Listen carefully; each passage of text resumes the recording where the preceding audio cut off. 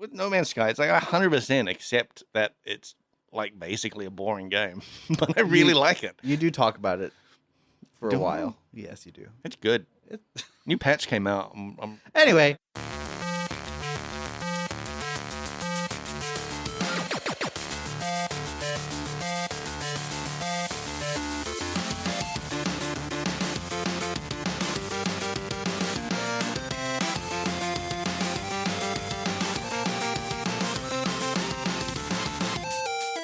Hey, welcome to Front Seat Gamer. I'm Nick. I'm here with Paul. Hey. And Blake.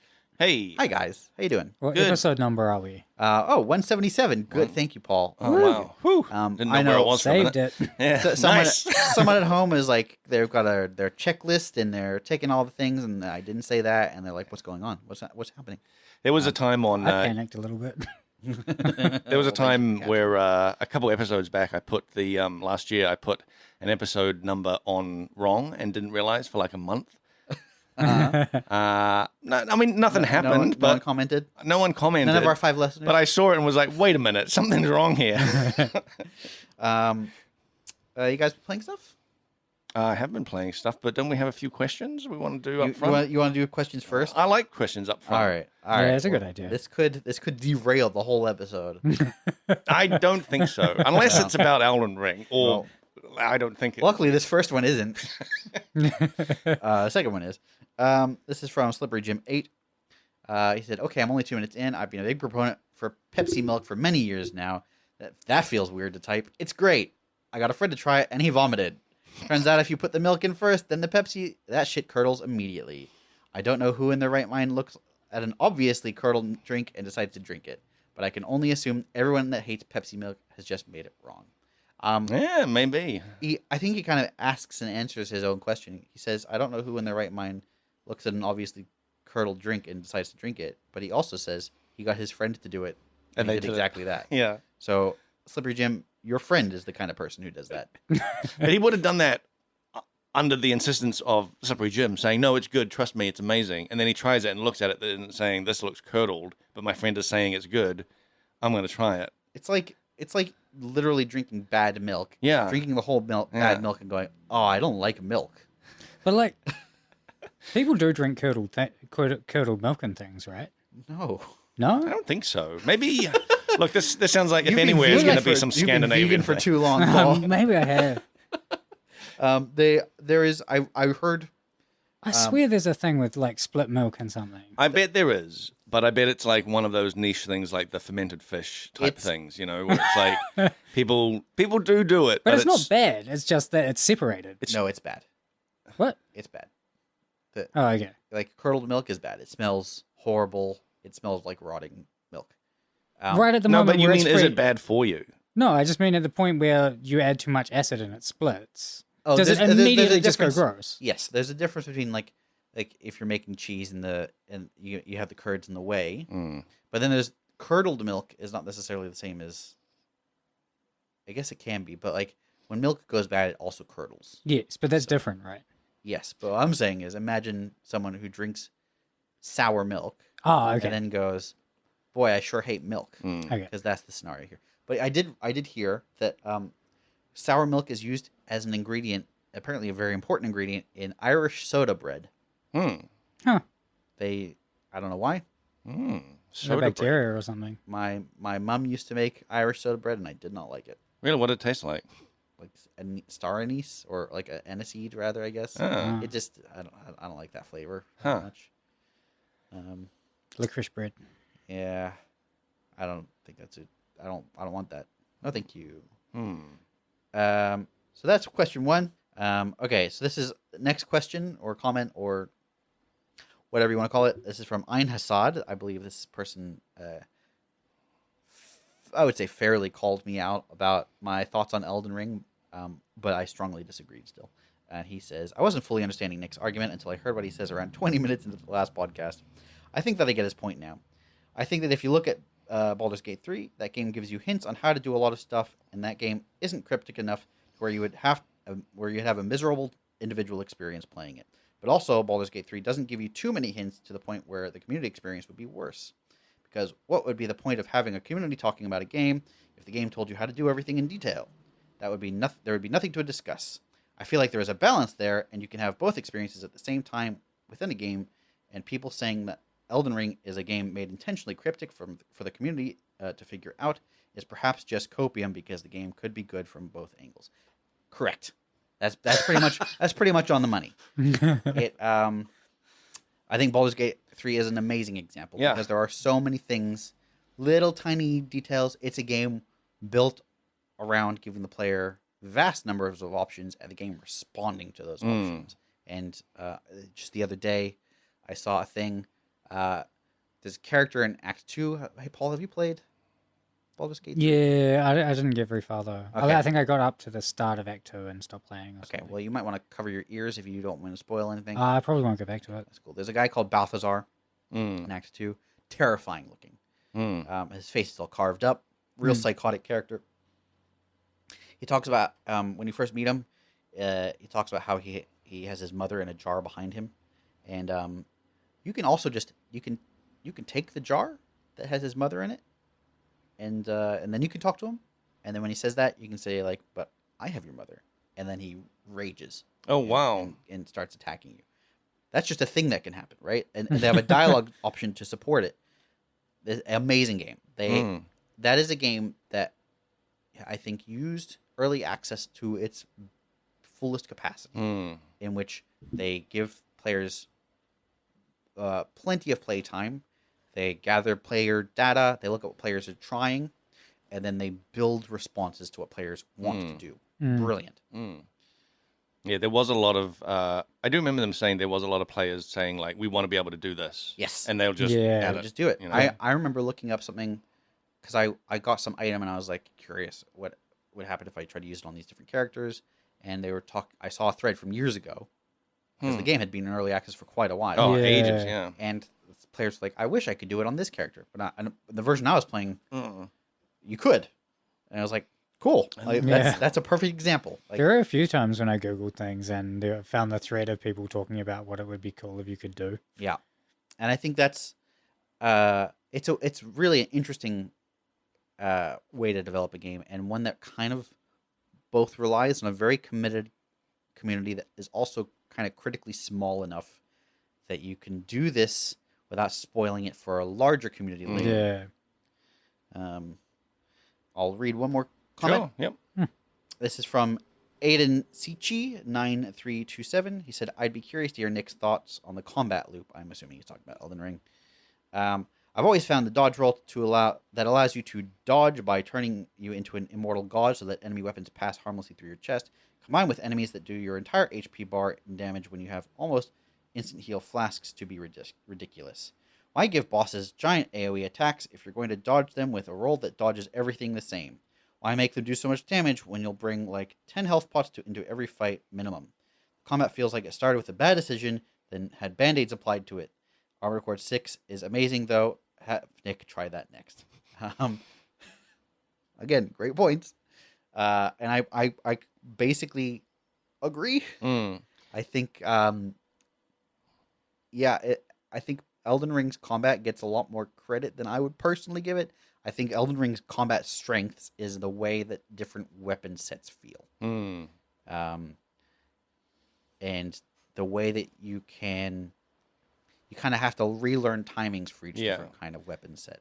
It's, for me, the combat is all just timing. It is. It is a pure timing challenge. And I get frustrated if I feel like the boss is unfairly sort of with the timing. messing with the timing. Yeah. You often talk about the first boss. First boss, yep. Stormvale Castle, who will feint his attacks. Yep, I hate it. He'll lift his weapon up, and instead of striking at the same time he does every time, he will hover for a second, or he'll put it back down. I hate it. Drives me insane, and I hate that fight because of it. Because I could never get into a rhythm of that fight, and when I beat him, I didn't feel satisfied. I just felt like I'd fluked it, and I have no idea.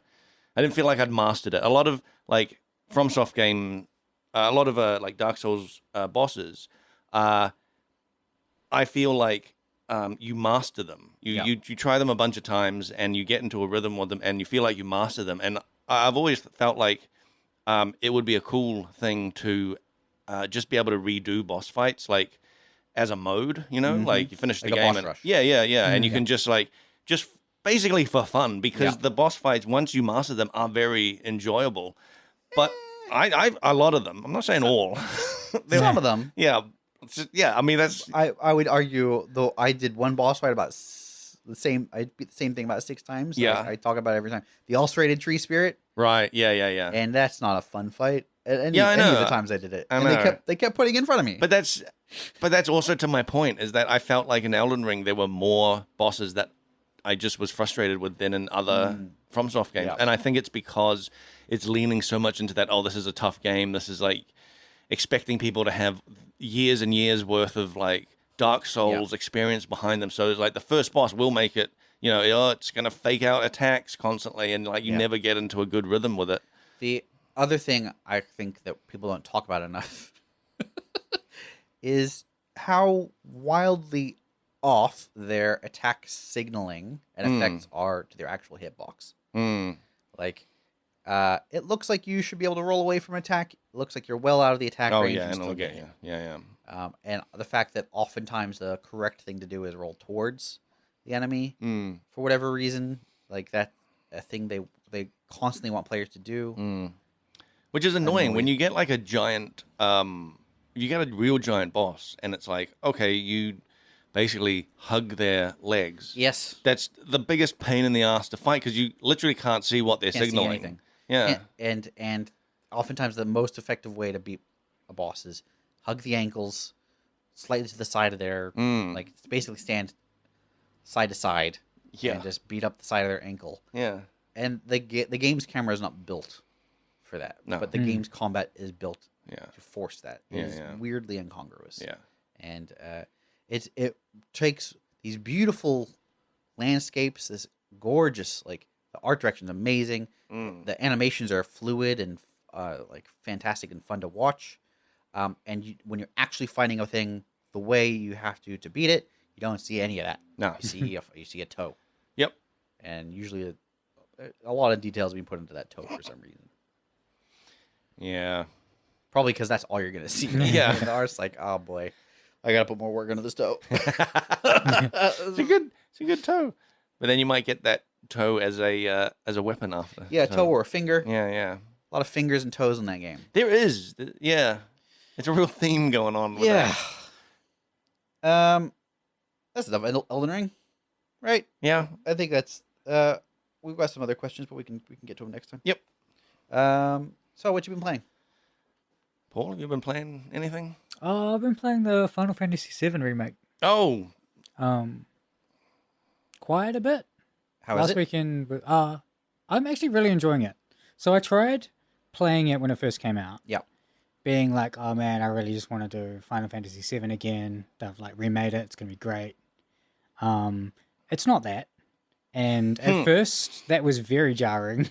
Yeah. I played it for like 10 hours and just gave up. Yeah. Oh wow. But then Rebirth came out recently, which is Yes. the second part of 3 parts, each 140 New Zealand dollars. Man, a this is gonna be an expensive and game. I- I love 5 it. Yeah. years apart or whatever. Yeah. But Final Fantasy VII was a pretty big game for me as a kid. So I was still, with part 2 coming out, I was like, I'll just go back, give it another go. And this time, Yeah. I'm really enjoying it. Cool. It's kind of weird. It's more story focused than, like, it doesn't feel like a JRPG at all. Wow. There's that- none of that sort of just go around talking to lots of people. It's like the quintessential JRPG. Though. Yeah, I was gonna say story focused is like mostly what a JRPG is, right? Yeah, but this is all cutscenes rather than being. That's totally tracking with JRPG.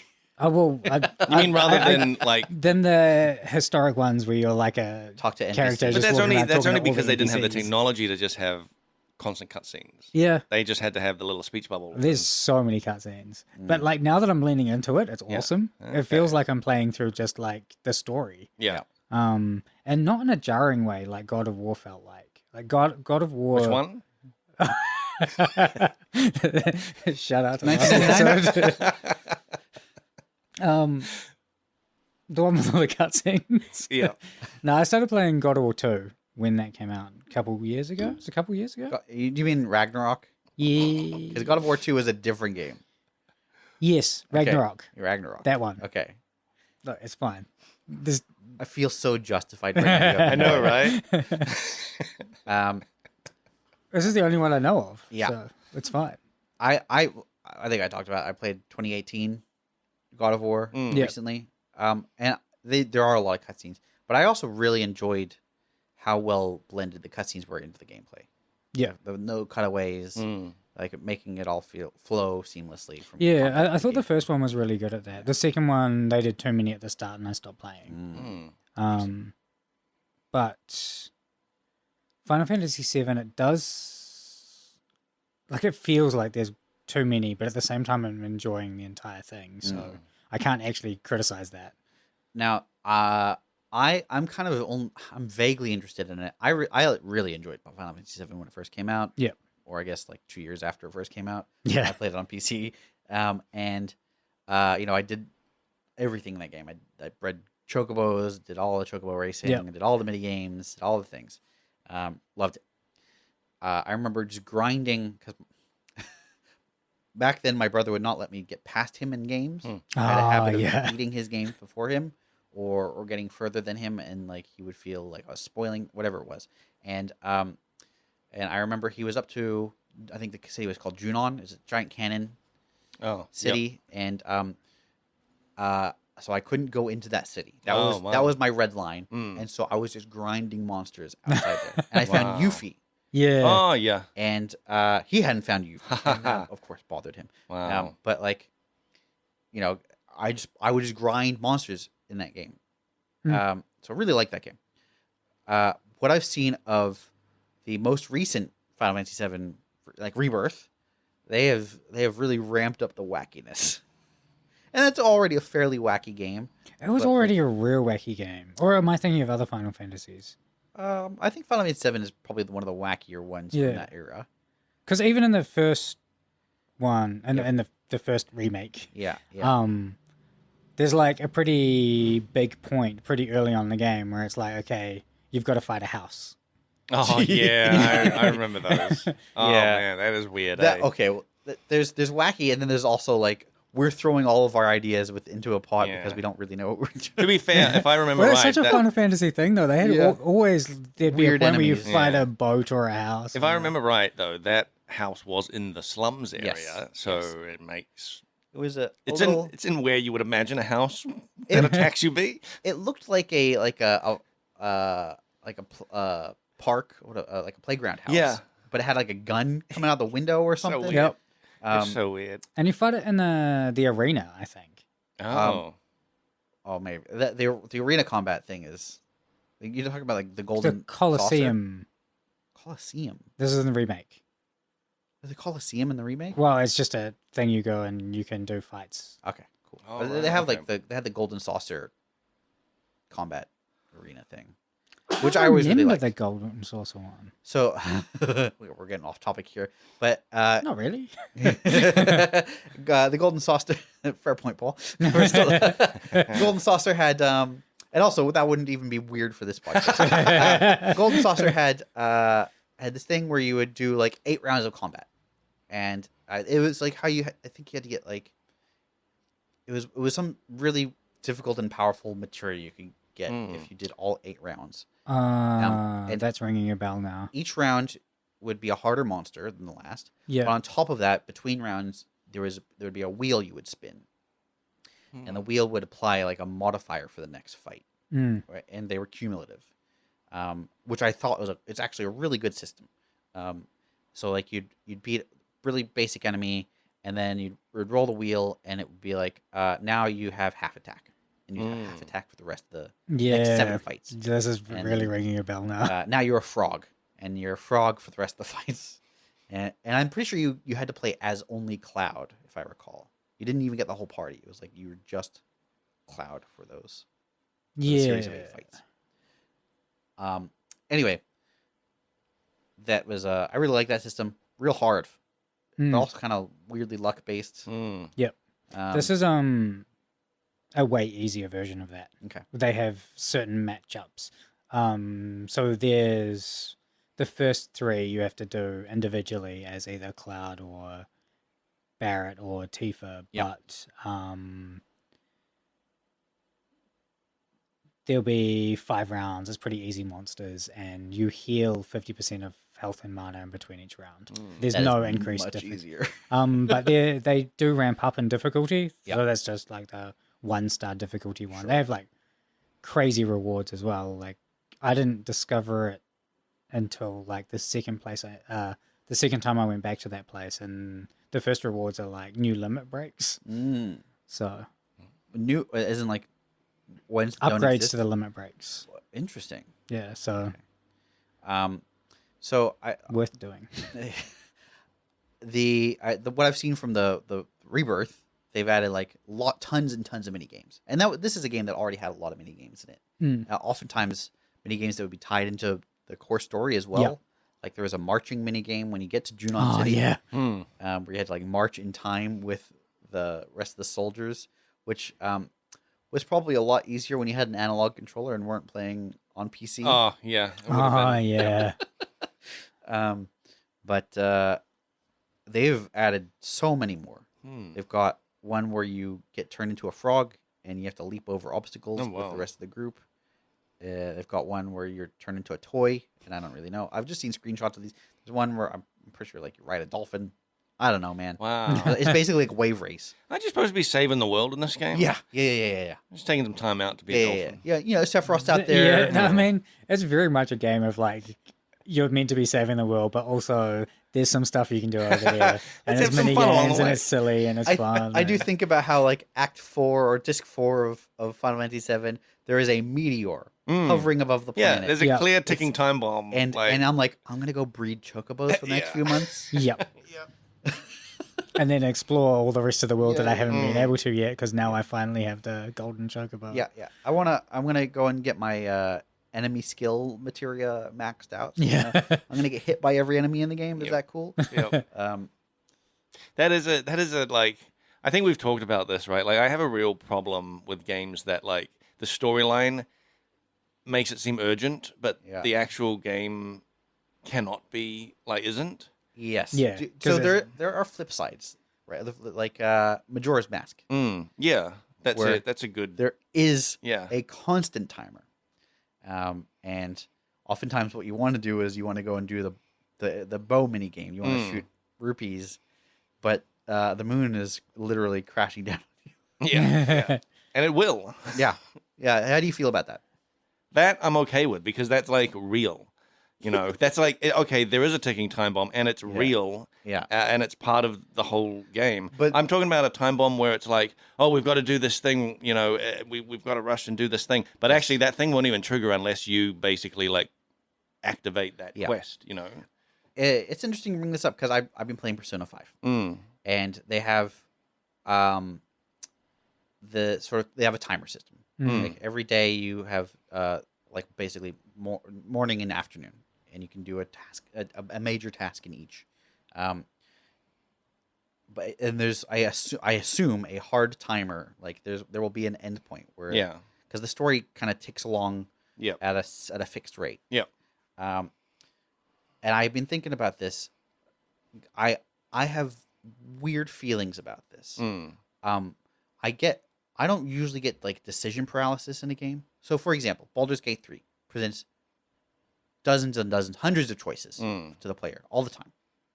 And I don't feel the sort of anxiety about making a choice in Baldur's Gate 3 that I do in Persona.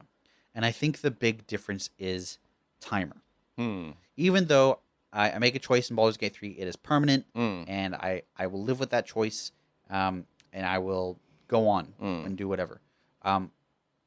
Persona will, you know, there's a timer, so when you make a choice, you know that you are excluding other progression elements, and I think that's also part of it. Persona really makes visible a lot of these progression elements. When I'm talking to an NPC, it'll be like, "Oh, you can't quite raise this person's level yet, or whatever," or this one's ready to go.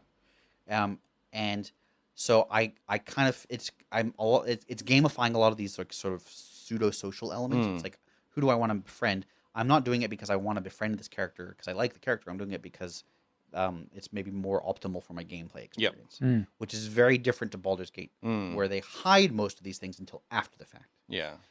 I think there's two elements here. One is time pressure when there's multiple choices, and you know that you can't do them all within the time window, feels worse than multiple choices with no time pressure, even though they're still exclusionary. Yeah, yeah. And the other element here is giving the player more information can be worse for their experience if part of that is exclusionary. Well, if they know what they're missing, Yes. that's the problem. Yes. Baldur's Gate, you don't know what you're missing until something happens in Or the even future. then, you may not know. Or maybe you just don't know, yeah. I'm not going to give any specifics, but there is a character that I talked to in Act 1, and then I talked to them again in Act 2, and I made a choice to kill them in Act 2. And I didn't realize this, but I could have not killed them in Act 2 and had a very different experience in Act 3. Awesome. I didn't know this until after the fact. I think that's so cool. But if Persona had presented that, they would have probably said something like, if you do this now, you're going to miss out on this thing in Act 3. And I'd be like, well, shoot, I don't know what to do now. Well, there is a thing in Baldur's Gate that gives me a slight, what would you call it, anxiety around that? There's a thing called FOMO. Right? Yeah, it's FOMO. Yeah, it's more FOMO, where before you leave that sort of very first map, it says, you're about to progress the story, make sure you've wrapped up stuff. Yes. And that makes me think, like, basically just go around for another hour making sure I've done everything. And I don't like that. Yes. And then when I went through that area, I could just go back anyway. It was like it was not actually that important. However, you can't do that for Act 3. Yeah. You go to Act 3, you can't go back to Act 2, which was surprising to me because that wasn't the case for Act 2. Yeah, I know, right? Like the game had taught you that, you can go back until the final one where actually you can't go back. So this comes back to if you tell the player too much, they're going to change their behaviors. And if you don't tell the player, if you change the rules on them, there's going to be some fallout from that as well. Yeah, yeah. So it's really interesting seeing sort of comparing these two games. Yeah. That thing in Baldur's Gate is very weird that they say you're going to progress the story, so make sure you've wrapped up quests. Yeah. And then the area you're in, you can just go back there anyway. Like it seems like wrong. I think the thing they're talking about there are certain storylines that are irreversible. So, for example, you go to Act 2. Yes, but that's going fully to Act 2. There's that mountain area. Yeah. That when you enter that, it says that same thing, but that is basically still part of Act 1. Yeah, it is a weird one. I don't really know what's going on there. Like going to Moonrise, that's sure, because it's like this whole thing. It's been like the final thing of the act where you're like, okay, now we're moving on, and you're like, okay, that's cool. I understand that. But when you just walk through a road and you click on a entranceway and it says, make sure you're about to progress a story, make sure you've wrapped up all your quests, you start to panic and go, shit, I don't want to do that yet. Yeah. And you postpone it for ages, like interrupting the flow of the game. Yeah. And like I wonder if it's because the barrier between that, like the core of Act 1 and that click wall, and that click wall and the next click wall to Act 2. Like the gap is much smaller. Like you can go from that click wall to like Moonrise without ever going to the monastery. Yeah, yeah. Like if you go to the left path instead of the right, you end up in Moonrise. And I just don't think it should be based on where you are in the map. It should just be based on story. Like if you went to Moonrise before you wrapped up Act 1. Yeah, I do wonder about, like, what if I skip everything? And I just walk straight through. Yeah. I don't know. Like, I mean, it would just change the things of, like, okay, those people wouldn't be at that camp in Act 1. You'd just be walking around, and there'd be high-level monsters there, so you'd be like, crap, I need to turn back. Yeah. But then later on, when they're talking about, we need to find a path to Moonrise, you're like, hey, I've already scouted out a path to Moonrise, basically. Yeah.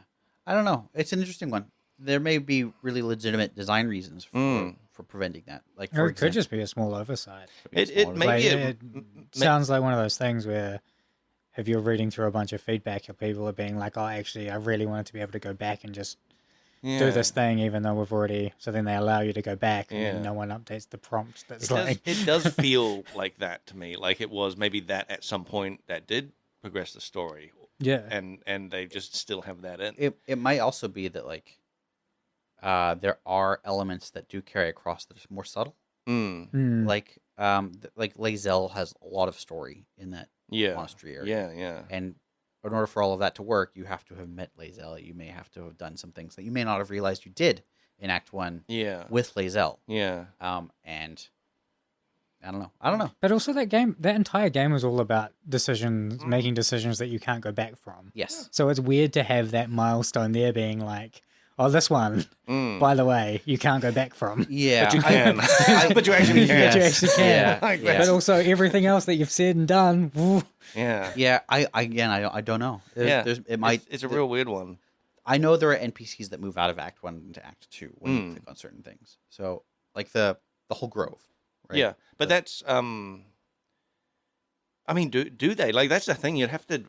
I guess I'd have to They go. do. Like if you just went a beeline for Moonrise, Right. Would the grove That's actually my be question. there? That You is know, my that's, question. That's the thing. Yeah. Because I prefer games where if you're moving from Act 1 and Act 2 and onwards, it is not by clicking on a area transition. Yeah. It's Like, a narrative thing. It's an actual narrative Yeah. thing where you've talked to someone, you've completed a quest, and now they're like, all right, we're ready to go. Yeah. Maybe if you've got anything you want to do, wrap it up because we're going to leave. Yeah. And that just feels more natural than, oh, don't go beyond this like gate because the world's going to change. All of a sudden a meteor. Yeah. Yeah. Shouldn't have gone through that door. Shouldn't have gone through that door. Oh, didn't you It's an know? interesting one. I'm curious. We're back to just guessing about games. Yes. That's so very much in line. I am Off the curious. rails and guessing. That's what we do best. I am I'm curious what happens if you just beeline straight through. Like I'm pretty sure you can go straight to Act 3 from Act 2. Like you just have to kind of know. Well, there's a maybe a giant barrier. camp. There's a giant camp of goblins in the way. Do you remember that? Yeah. There is the area transition. Yeah. But there is a giant camp there. Yes, So I never yes. clicked on it because I actually didn't realize that was an area transition. I thought I could walk into that camp and kill them. Yeah. But I was like, oh, I'll That not, seems not big. do that. I don't Yeah. think I'm ready for that. And then when I actually got there, Yeah. the camp had moved on. Yeah. And there was an area transition there. I was like, oh, that was never actually like an interactable thing. It was just there. But guessing again, I would bet that if you clicked on that, they'd say, there's a giant camp there. We shouldn't go Yeah, there. it could be. Yeah. But then what happens if you join the dark side? Yeah, I know, right? Well, that's the whole game. Then it's just like, what happens if you do that? It's a good game. It is a great game. Like, I really want to like join the dark side, kill all the druids, see what happens, man. Just Yep, you can do it. great game. So you've been so Final Fantasy VII, huh? Good. Yeah. Well, what happens? Okay, in Final Fantasy VII, when you go, what progresses into the next thing in Final Fantasy There VII? are bits where it's like if you go down this, it'll be like the story will tell you that you need to go down this thing, and then you'll get a prompt being like if you go down that thing, Well, you won't be able to come back here. And it does have a bunch of things that where the world changes. Yeah. So there's no time constraints or anything though, so you can just go do the weird chin up mini game. Yeah. Well, at that point, right? Before you go to save someone. Yeah, Like, I guess at that point, right before the meteor shows up, or What? So this the is Meteors act like disc 3 or whatever, right? yeah, and this Yeah. is the first part of the remake, so I'm not even Yeah, onto the second one Yeah. yet. So Isn't there's there no also- meteor yet. isn't there also a part where there's like a big Godzilla thing marching towards the city? Yep. Oh Diamond yeah, weapon. I remember. that's that same city, right? The Yeah, Jodan Junon. Yep. Yeah, I That's, remember again. I think that's the end of the second disc. Now I'm very curious because they've done a completely different like structure for this, right? Yes, it is a very different game. I don't know where it's going to go or how it's going to go, but there's little twists to everything. Yeah. And then I think it was you that mentioned that the ghost things are trying to keep the story on track. There's all these ghosts that show up. Someone had told me about that. Yeah, so I ended up Googling it because I was curious as well, Yeah. and that seems to be the case. I'm nowhere near far enough into the story to Yeah. like be sure yet, but there's lots of points in the story where it looks like you could go do something, and then these ghosts force you not to, so that Weird. key points are still happening. Yeah. That's so weird.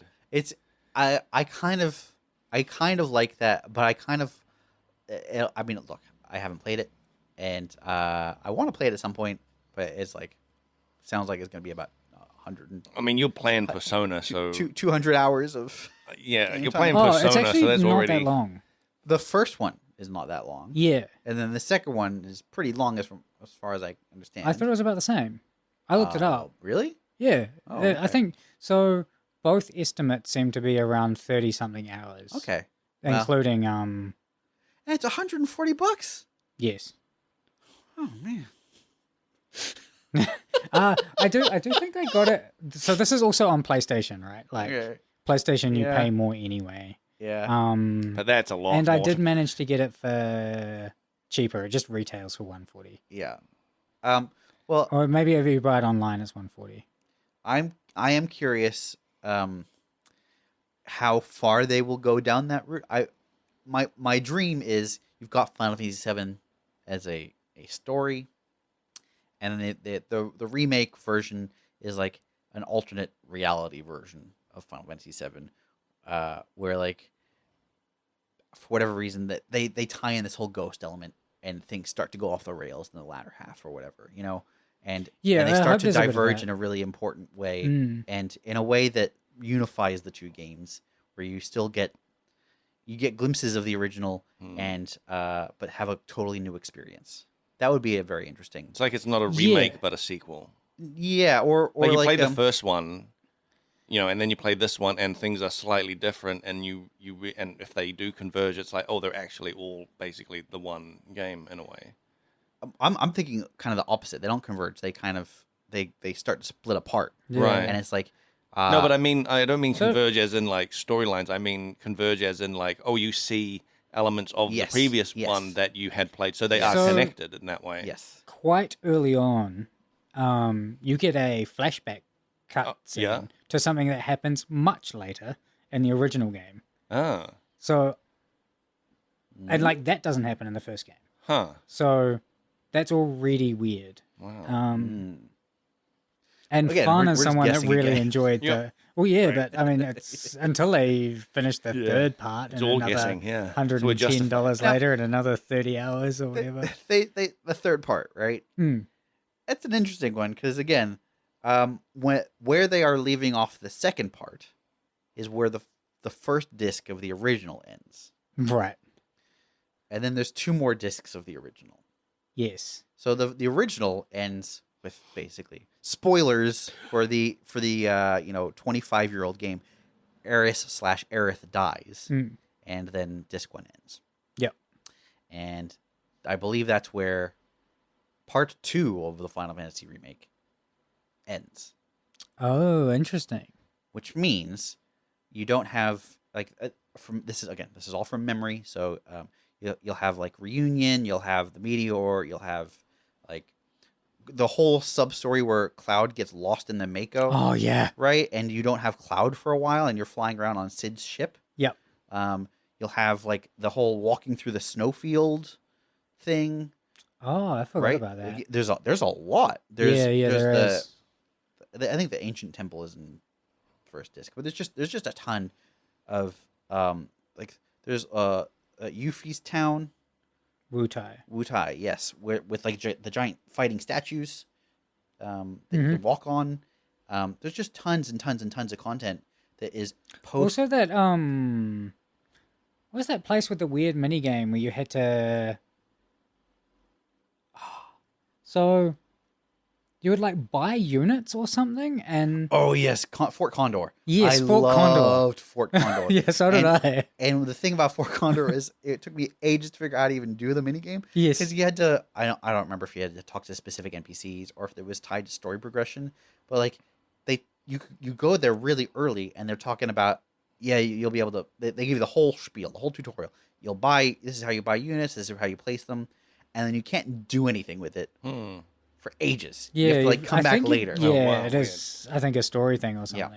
something. Like something's attacking in the real world, and then Yeah. you've got to go there, and the way you actually defend it is not fight the thing; it's to play that mini game. It's an RTS. Or Yeah. it's actually a tower defense. Yes. It's like a very early tower defense. Yes, it is. Oh, I think I vaguely remember that. That would be in part 2.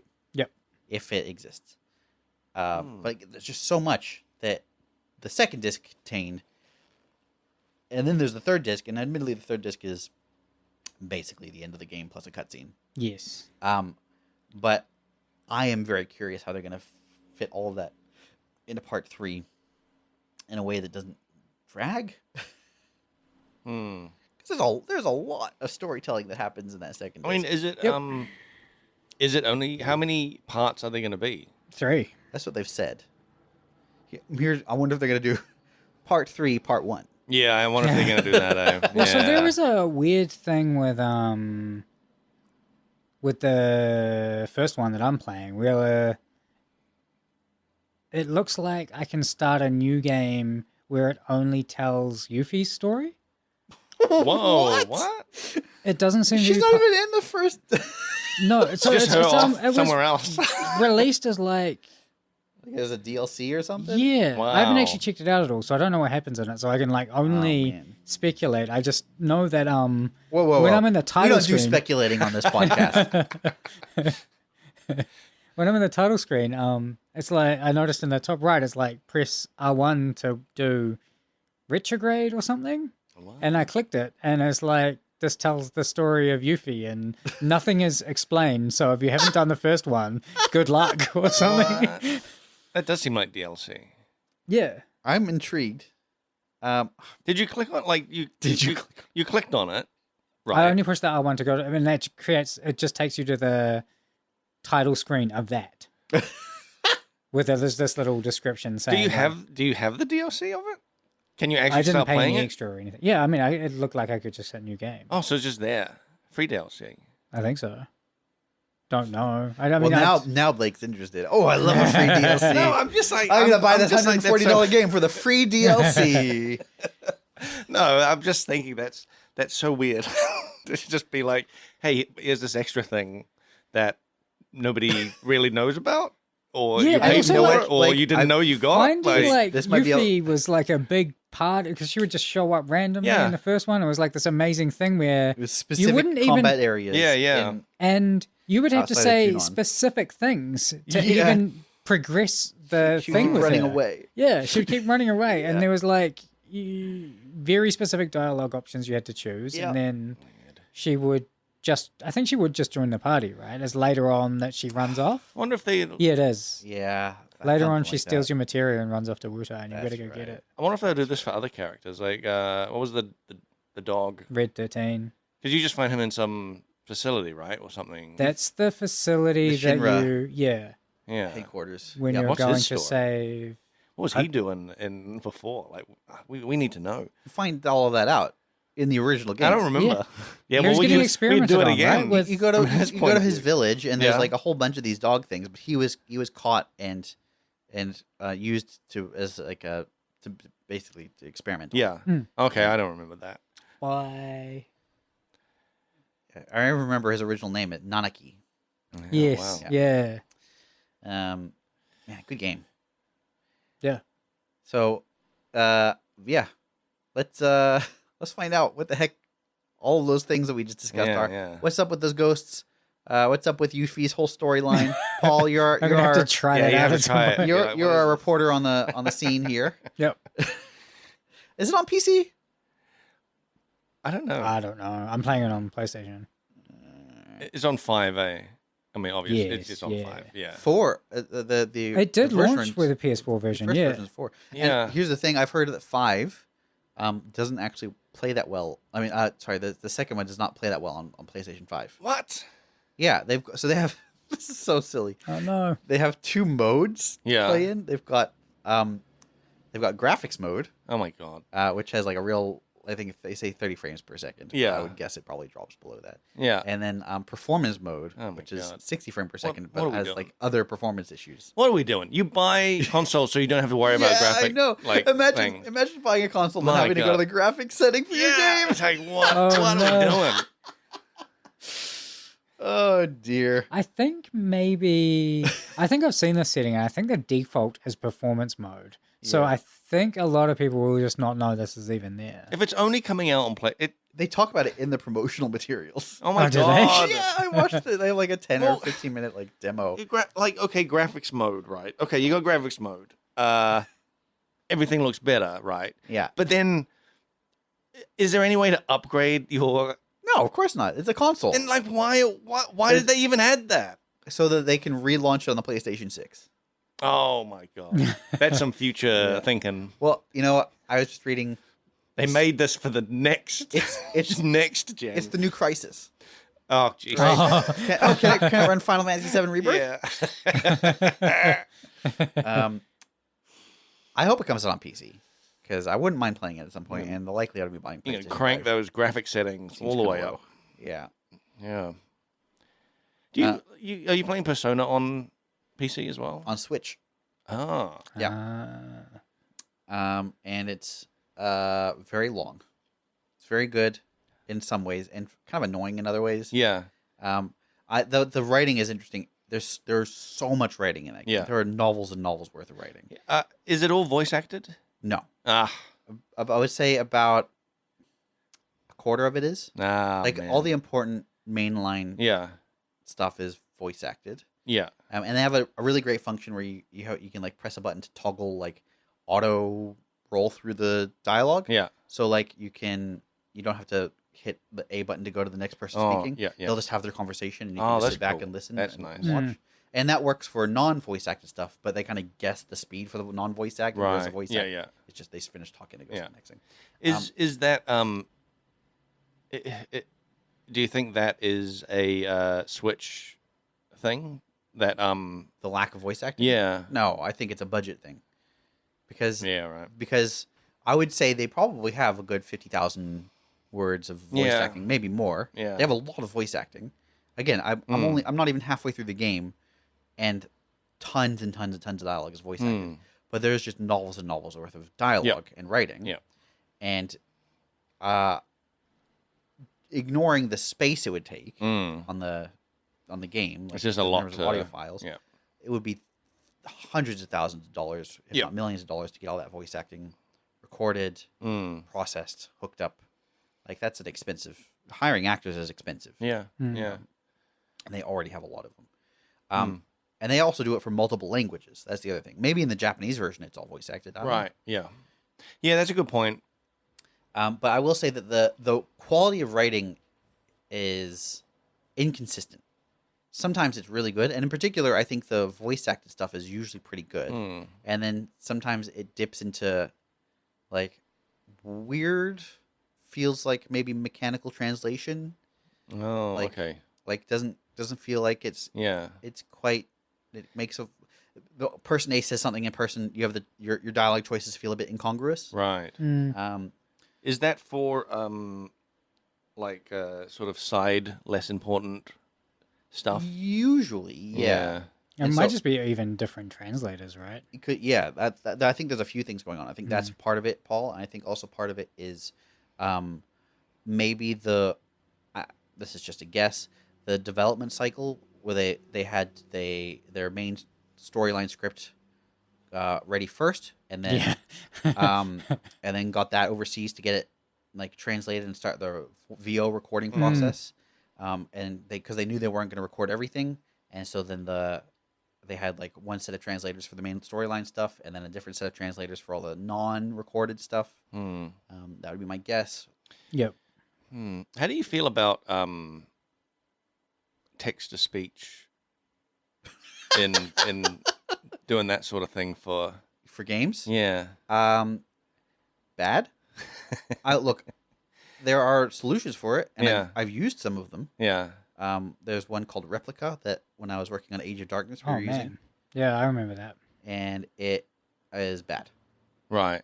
It Has that? I've never really thought about text to speech all that much. Has that?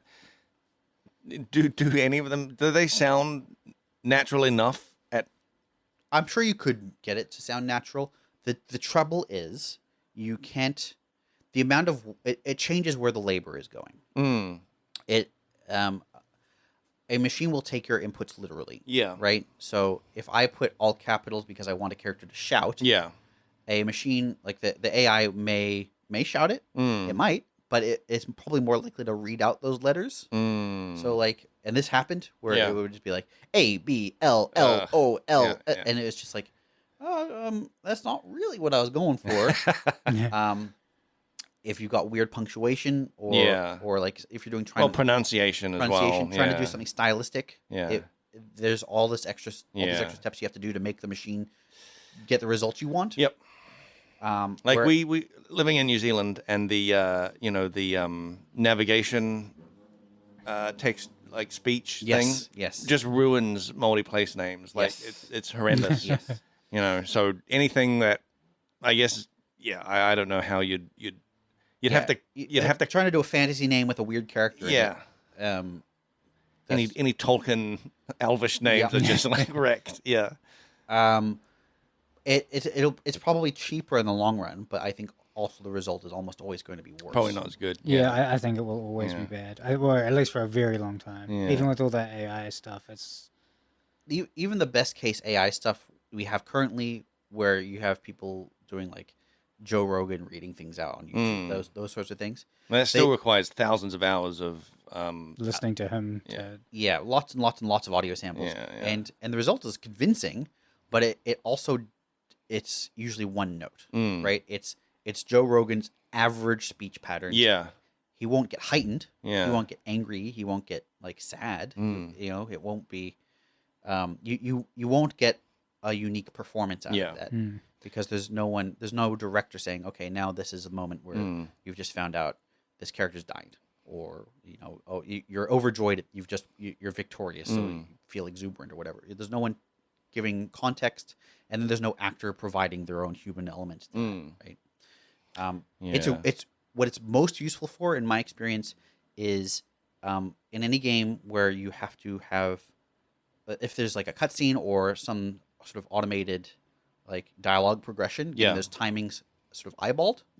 So you can have an animator do some animations set to timings that might have a little bit of wiggle room, but they're not waiting for dialogue to happen 3 months and then having to do 3 months worth of animation. It also might be completely fine for having like in games where you have in sections where you have like a crowd or something, and there's just a few people muttering things off, like the murmuring and ambient noise. Totally.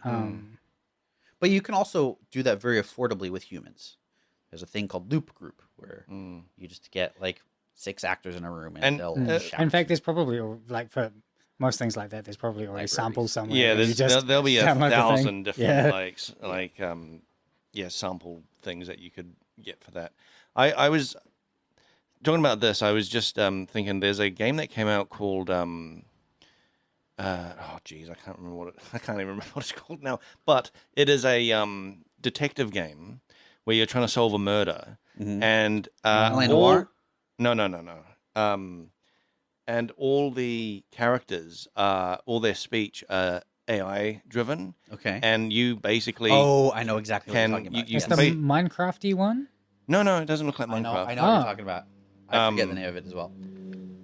Vaudeville. I think it's called Vaudeville.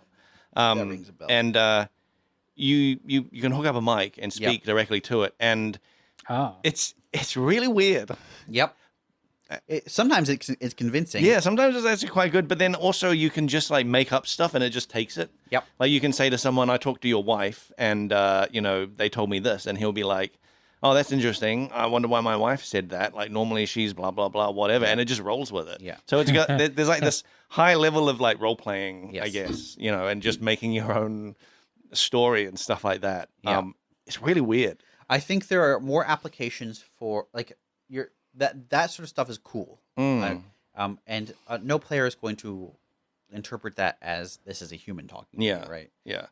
That Yeah, game is it's very clearly text to speech, of course. yeah, and like, it's obviously. kind of about playing with the AI. Yeah. And in that context, it's really cool and fun and interesting. Mm. And there are other games where AI dialogue trees and like that kind of stuff is core to its functionality.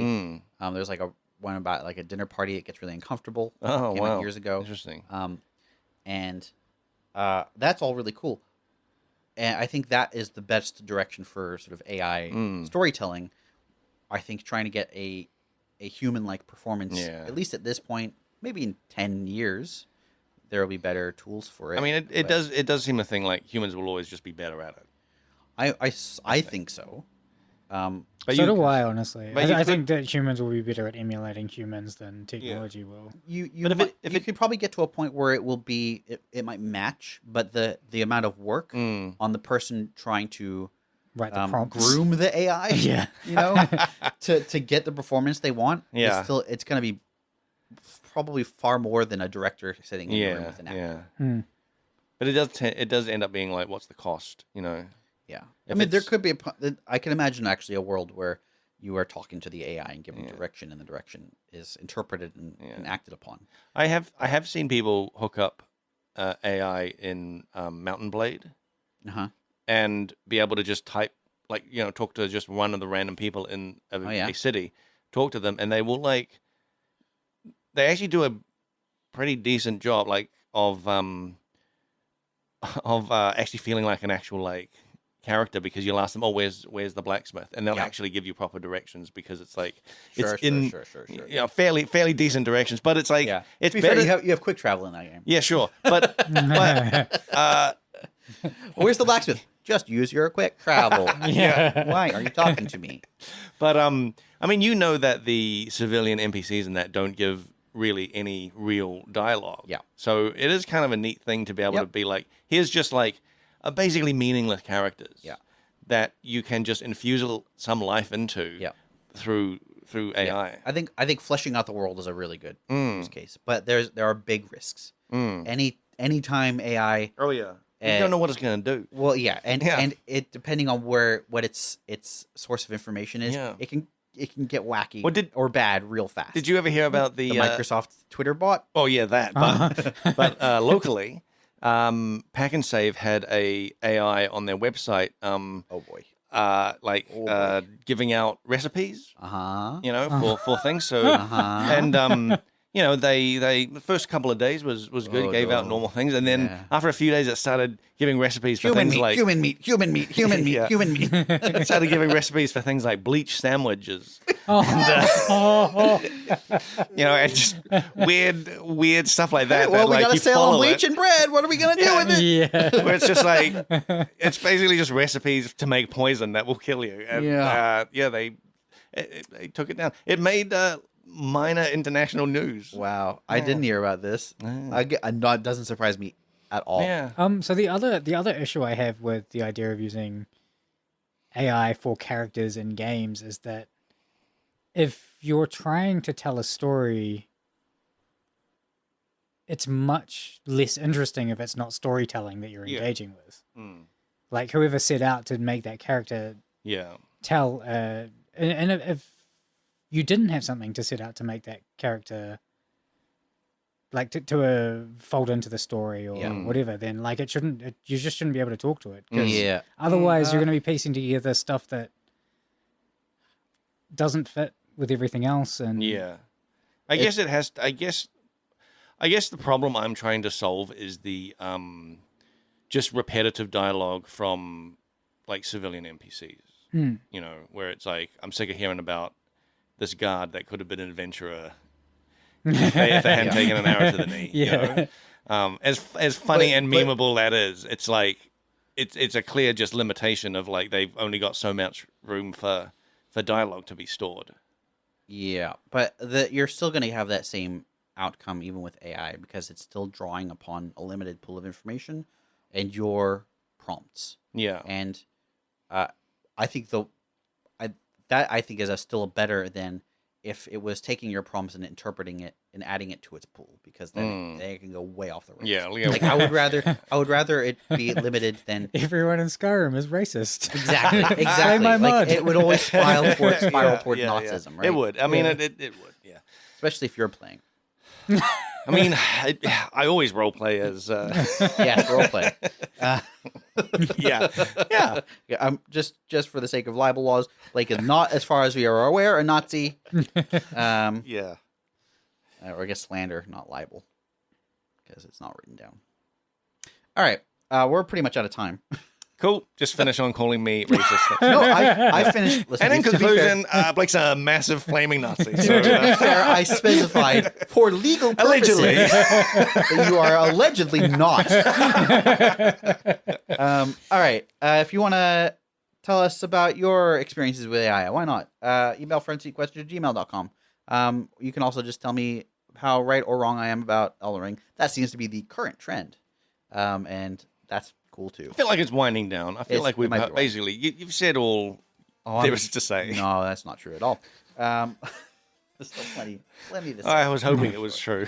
But I realize it could be exhausting for all parties involved. So I'm trying to wind it back. We'll be back probably in a couple weeks, right? Yep. Yeah. All right. See you then. Bye.